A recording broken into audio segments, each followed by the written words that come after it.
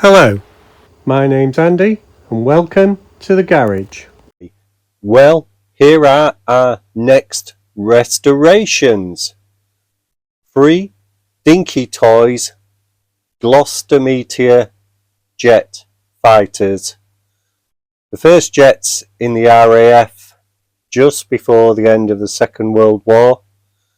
They never shot down an enemy plane, though they did flip the wings on a few V2 bombs, I think.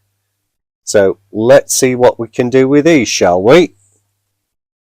Right, let's take a close look at our Meteors, shall we? There's a casting line down there and it goes all the way to the back. And I think that's casting line there as well on the tail plane. They're pretty tidy underneath. Maybe semblance of some sort of rivet to hold them together if they were in 2 parts there, I don't know.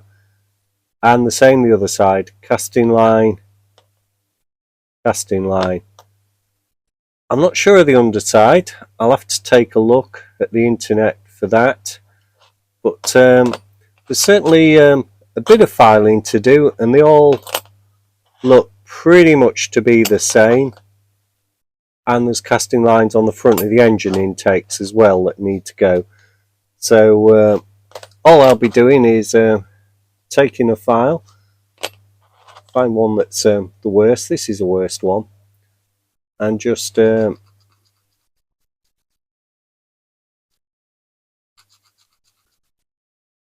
file, so you should only be going over the casting line.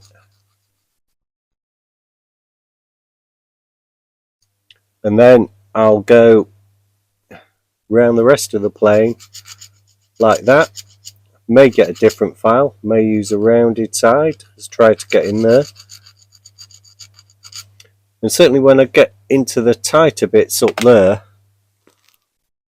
what I tend to use is a jeweler's tool on a Dremel. Just go into there and there. But I think I'll do most of that off camera. It's off to be a short video anyway for the DMC challenge. And oh, there's another casting line, look, all the way around the back. Because looking at the pictures, they didn't have those. Here we are with a bit of 240. These might not even have to go into the caustic, seeing as I've decided to do the grooves first, so to speak, the casting lines.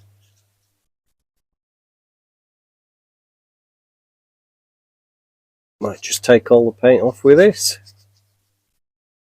I'm not sure if you could put them in the caustic soda actually, so it's part of the reason I've started this first, waiting for a reply off a friend who might know. Right, this seems to be the most effective, and I've just discovered that line is a real line when I check back on the internet, so good job I double checked. So on a slow speed, number 1,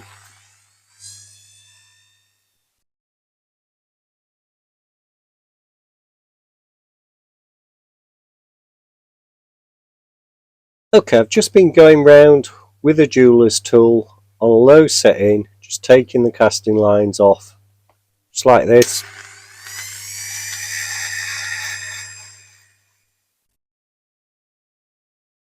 Just keep it moving all the time along the lines and you're okay.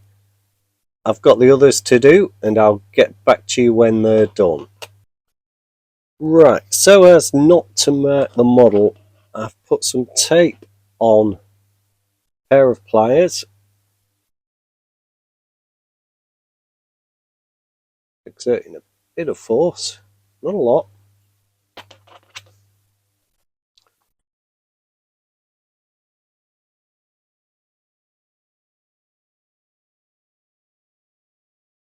And that's looking a whole lot better. Compare it to another one. It's pretty good. Just a bit more on this side, I think.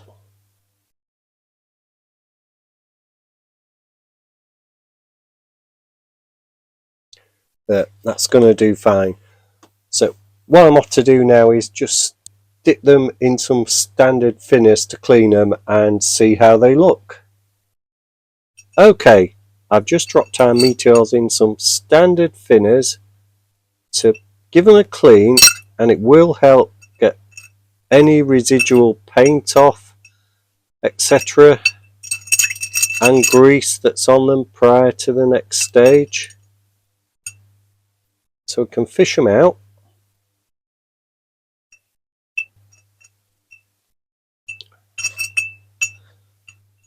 Quid a go at the fair this is. Of course they drop them before you get them on the bench. Oops. And there they come. There he comes. Right. As you can see, some have still got a bit of paint on. There's a bit of paint there. But you can see that has loosened it significantly. So I'll just get a paper towel on there. Give it a wipe clean.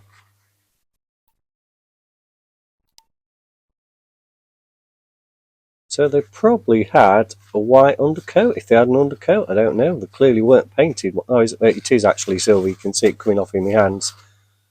So I should have put a glove on. Never mind. What I might do is just dunk them in there for a bit longer. That will get all the paint off them. And we'll see what we've got then, shall we? So I'll put them back in. In they go. Give him 5 or 10 minutes. That seems to be loosening the paint up. And of course that won't damage the metal model either. I'll dip my hands in to get that silver paint off as well. Okay, Dinky Toys are out the standard thinners, and I've given these two a polish with one of these abrasive wheels. As you can see, they're coming up quite nice. What I did consider was just polishing them highly and leaving them as they were, but you'd still see little dings and pits that silver paint will cover up, so I am going to paint them still. So all it was a matter of just getting it started.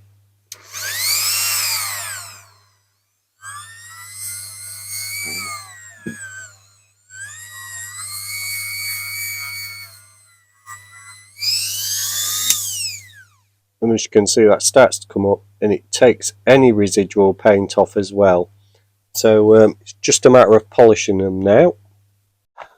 Well, our 3 Meteors are in there. There's the first one. Looking good. All okay underneath. Just put that to one side. There's our second. Looking good. Maybe a bit of chip on the paint there. I think what's happened, I left these just to go touch dry maybe 2 or 3 hours before I put them in the food hydrator here. And the weight of the model just marked the paint a bit there, as you can see. I can touch that up. I'm still experimenting with this food hydrator. There's another one you can see I'm doing. And I do know the back axles have suffered the same problem. So what I did when I first tried this was just leave them a whole day. Just leave them a whole day before I put them resting on their own weight. So it's another lesson learnt in the use of this new machine. So let's get over to the workbench and look at some detailing, shall we? As you can see, we're at the decal stage. I've got one left to do. What I've been doing is punching them out with this punch, like a leather punch, and hitting it with a fairly big hammer. That hammer. So you make sure you go through. No point messing about. Then I've gone round the edges with a silver brush pen so the white lines don't show, and of course I've then put them in some water. So let's stick one in. There we go. They are exceptionally small. Now Now I can tell you the real RAF planes had a little red, white and blue stripe on the tail. We're not going to be able to do that.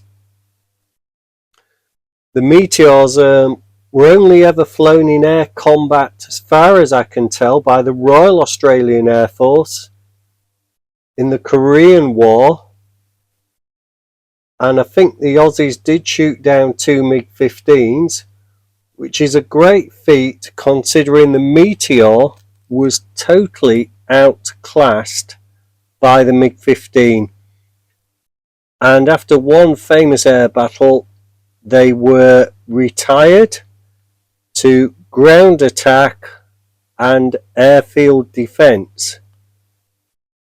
Now they did pretty good in airfield defence because they had a quick radar climb, quicker than the F-86 Sabre, which overall was a better aircraft.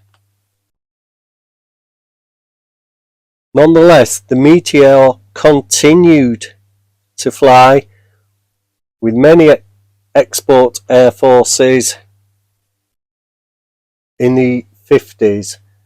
So I'll get my book out and we'll see what else we can find out about the Meteor, shall we? While we put the next decal on. Right, we've got a few more facts on the Royal Australian Air Force Meteors. They flew 4,836 missions, destroying 3,700 building structures, 1,500 vehicles, numerous bridges and locomotives and railroad cars, and at least 5 MiG-15s shot down. But they were at heavy cost for 32 Meteors lost in combat. And I think a lot of the pilots unfortunately lost their lives in those losses. So you can see this is quite a slow job. Just got the two side ones to put on. Now while we're waiting for the next decal, I've been trying to identify this particular Meteor. You can see there's the F940 and the F1. This must be an F1, I think, because we got these little engine pipes, tail pipes at the end, and only the 940, which was really experimental, and the F1 had those. Now if this was an F1, originally the British government ordered 300 of these, but only 20 were ever made because they were already superseded by more advanced models of the Meteor, and these would have been flying in 1944.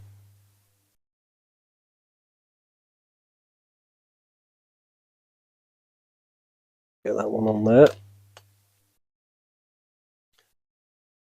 The Meteor went on to have a successful career as a research and development aircraft.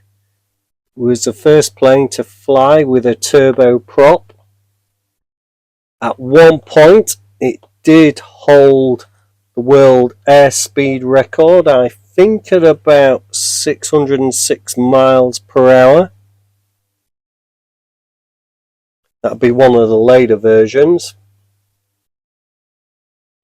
So here we go with the final decal.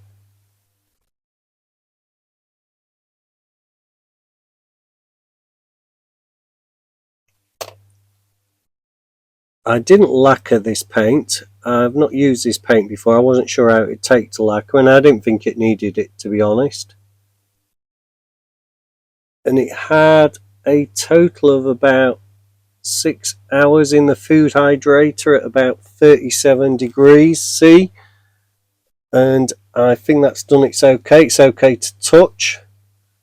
Now what I've got to do is make a plinth. I thought to put these on, So I'll put these to the back to dry off.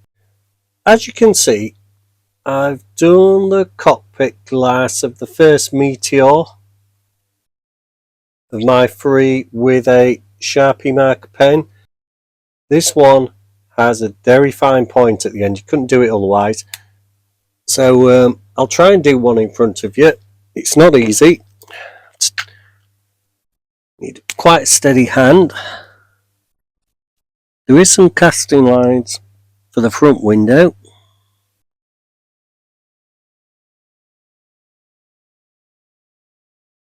And there's a bit of a casting line for the side at the front.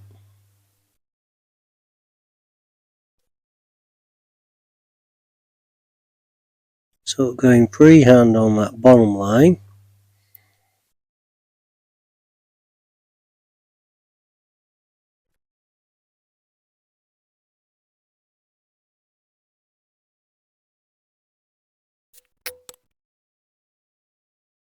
Sort of freehand round the back there.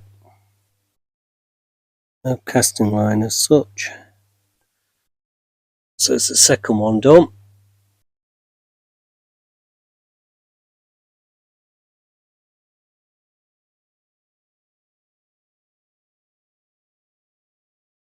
Right, that is very slow, but I think it is very worthwhile as well.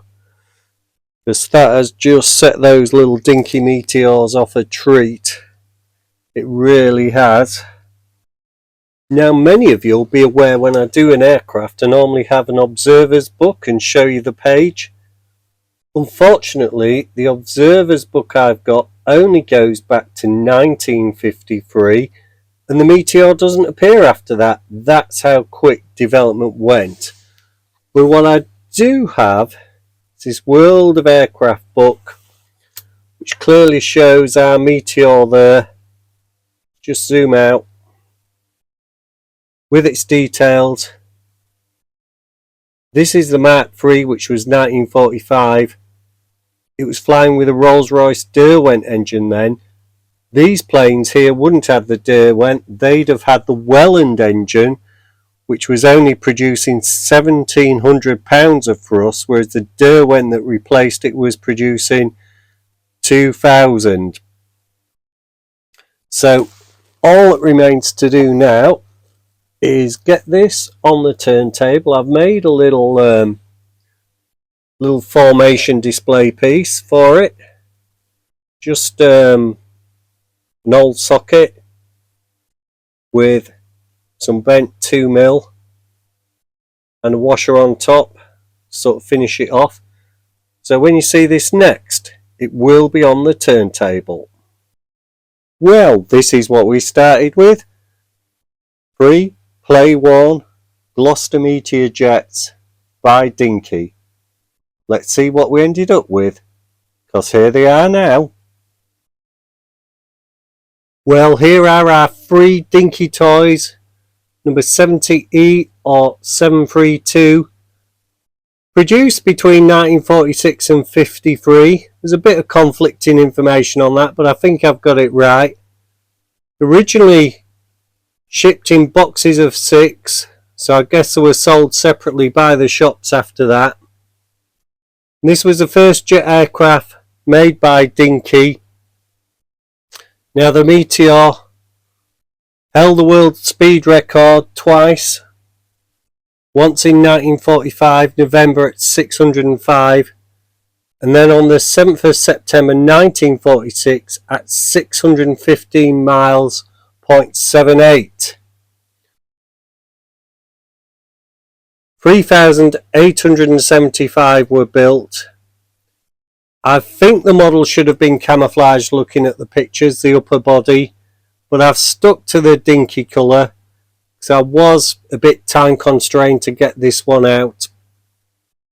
And the Meteor was operated by 30 air forces worldwide eventually, and went on to be a development aircraft for things such as engines and the like. Now, there is still one being commercially operated that I know by Martin Baker in England. It's a two-seater to test ejector seats, and it's an all black one. I do hope you've enjoyed this video. Showing you my new food hydrator in action. It's not the first time I've used it, it's about the second or third. So please like and subscribe if you can. Have yourselves a really good holiday, and I look forward to seeing you for another restoration soon. Bye bye and take care.